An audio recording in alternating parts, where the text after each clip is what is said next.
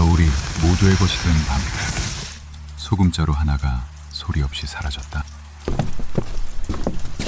거기 서시오. 도둑을 쫓던 태사는 그 끝에서 도둑이 아니라 어미를 만났다. 할 것이 아니오. 아이에게 한 모금만 먹이고 돌려놓으려 했소. 오늘 못 구하면 영영 못 구할 것 같았소. 관가에 넘기시오. 도둑질한 것은 사실이오. 아이가 나을 때까지 쓸 몫이오. 대신 갚을 일이 있어. 아이가 나오면 장터에 나와 사람들의 순서를 적어주시오. 글을 아시오? 나를 믿는 것이오? 도둑질한 사람을 믿는 것이 아니오. 아들을 살리고 싶어하는 어미를 믿는 것이오.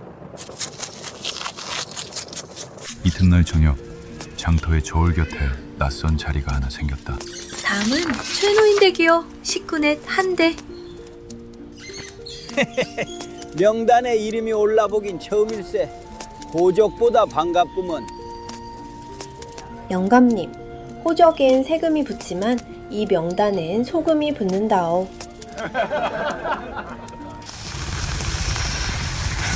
이보시오들, 소금이 없다더니 여기 자루가 산더미여. 창고를 열어라. 숨겨놓고 값을 올린 도둑놈. 내 물건은 어디에 두든 내 마음일세. 창고를 부수면 도둑이 되는 것은 우리요. 물건을 숨긴 죄는 관가가 가릴 것이요. 다만 이제부터 이 장터에서 소금을 팔려면 이 저울로 누구나 보는 앞에서 달아야 할 것이요. 옳소. 저울은 모두의 것이오. 그 밤 고복철의 서찰한 장이 한양으로 떠났다. 태산의 이름을 싣고.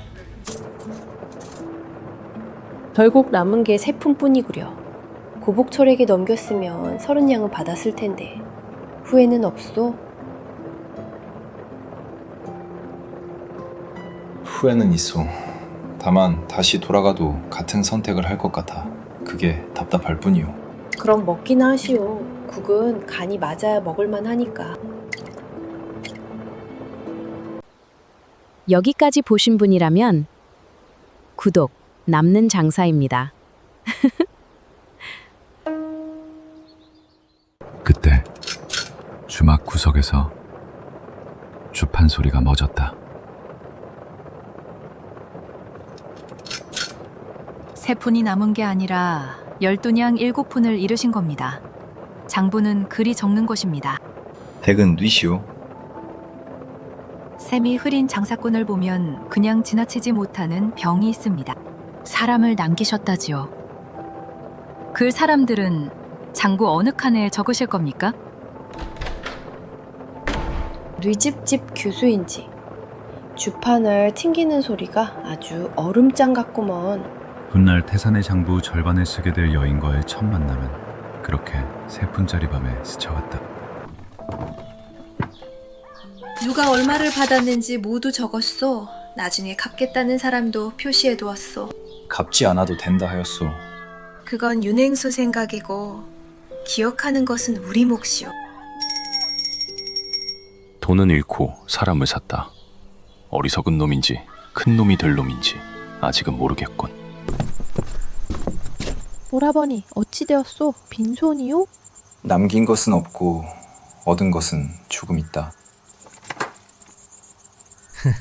자네 아버지가 20해 전에 진 빚일세. 원금 40냥에 이자가 120냥일세. 다음 보름까지 일부라도 갚지 못하면 이 집과 밭을 가져가겠네.